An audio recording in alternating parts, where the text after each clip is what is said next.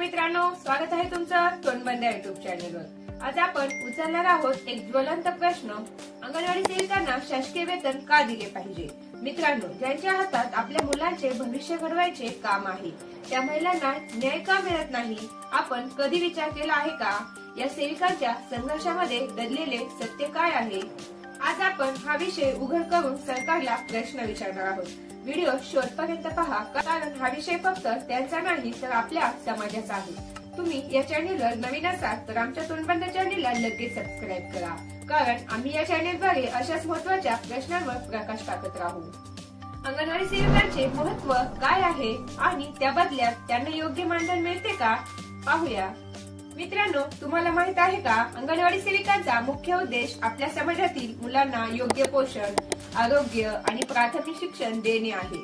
त्या केवळ लहान मुलांची काळजी घेत नाही तर गरोदर मातांना मार्गदर्शन करणे, आरोग्य तपासणी करणे आणि गरजू कुटुंबापर्यंत सरकारी योजना पोहोचवणे। पण या सगळ्या कामासाठी त्यांना मिळते काय? फक्त मानधन। खरंच मानधन पुरेसे आहे का? रोज 7 ते 8 तास काम करणाऱ्या सेविकांना सरकारी कर्मचाऱ्यांप्रमाणे फायदे मिळायला नकोत का? ते आपल्या समाजाचा पाया भक्कम करत आहेत, मग सरकार त्यांना दुय्यम का समजते? अंगणवाडी सेविका सरकारी कर्मचाऱ्यांपेक्षा कमी आहेत का? शिक्षक, आरोग्य कर्मचारी, पोलीस या सर्वांना त्यांच्या कामाच्या बदल्यात वेतन, पीएफ, ग्रॅज्युटी आणि निवृत्ती वेतन मिळते। मग अंगणवाडी सेविका याला अपवाद का ठरतात? त्यांचे काम कमी महत्त्वाचे आहे का? या सेविका फक्त पोषण आहार वाटत नाही तर त्या मुलांच्या मानसिक आणि शारीरिक विकासासाठी प्रत्येक दिवशी नवनवीन प्रयत्न करतात। मग त्यांना सरकारी कर्मचाऱ्यांच्या श्रेणीत ठेवायला सरकार का टाळाटाळ करते? काय तुम्ही सहमत आहात की त्यांचे योगदान कमी आहे? सरकारचे म्हणणे निधी कमी आहे। सरकार म्हणते निधी मर्यादित आहे। अंगणवाडी सेविकांना कर्मचारी दर्जा दिल्यास मोठा आर्थिक भार येईल। पण आपण विचार करूया, आरोग्य आणि शिक्षणासाठी निधी कमी आहे का? सरकारी फंडाचा योग्य वापर केला जातो का? मोठमोठ्या प्रकल्पासाठी हजारो कोटी रुपये आहेत, पण आपल्या मुलांच्या भविष्यावर काम करणाऱ्या सेविकांसाठी पैसा नाही।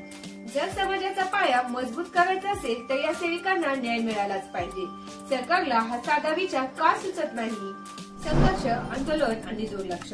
मित्रांनो, अंगणवाडी सेविकांनी मागील काही वर्षात कित्येक आंदोलने केली आहेत। त्या रस्त्यावर उतरल्या, आपल्या हक्कांसाठी लढल्या, पण सरकार त्यांचा आवाज का ऐकत नाही?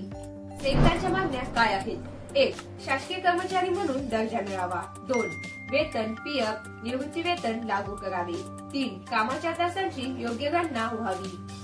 मग या मागण्या का ऐकल्या जात नाही? सरकारला त्यांच्या आवाजाचा जोर वाटत का नाही की हा मुद्दा फक्त निवडणुकीच्या काळातच गाजवण्यासाठी आहे? सरकारचे तर्क विरुद्ध वास्तव। सरकार म्हणते मानधन पुरेसे आहे, पण वाढत्या महागाईच्या काळात फक्त मानधन कसे पुरेसे होऊ शकते? त्यांच्या मूलभूत गरजा, त्यांच्या स्वतःच्या कुटुंबाच्या गरजा आणि त्यांच्या मुलाबाळांच्या भविष्याचं काय? फक्त भेटणाऱ्या तुटपुंज मानधनात हे सगळं कसं पूर्ण होणार? या कारणामुळे अनेक सेविकांनी काम सोडले। काहींची आर्थिक स्थिती इतकी बिकट आहे की ते आपल्या मुलांसाठीही योग्य शिक्षण पुरवू शकत नाही। मग सरकारला हा अन्याय का दिसत नाही?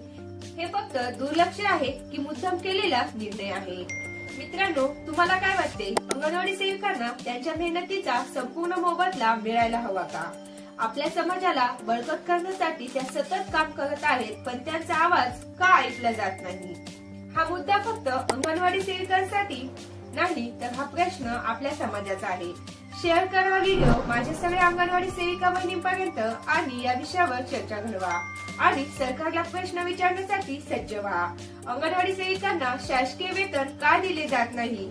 तुमचे मत जास्तीत जास्त कमेंट्स करून आम्हाला नक्की कळवा। आणि तुमच्याकडे या विषयावर अजून काही प्रश्न व अजून काही मुद्दे असतील तर आम्हाला कमेंट्सद्वारे नक्की कळवा। आम्ही आमच्या छोट्याशा चॅनेलद्वारे या विषयावर आवाज उठवण्याचा प्रामाणिक प्रयत्न करू। आणि लक्षात ठेवा, तुमची साथ हाच आमचा आवाज आहे, म्हणून आमच्या तोंडबंद चॅनेलला नक्की सबस्क्राईब करा। तुम्ही आम्हाला सपोर्ट करा, आम्ही तुमचा आवाज सरकारपर्यंत पोहोचवण्यासाठी प्रयत्न करत राहू। भेटूया पुढील व्हिडिओमध्ये अशाच महत्त्वाच्या विषयासह। तोपर्यंत धन्यवाद।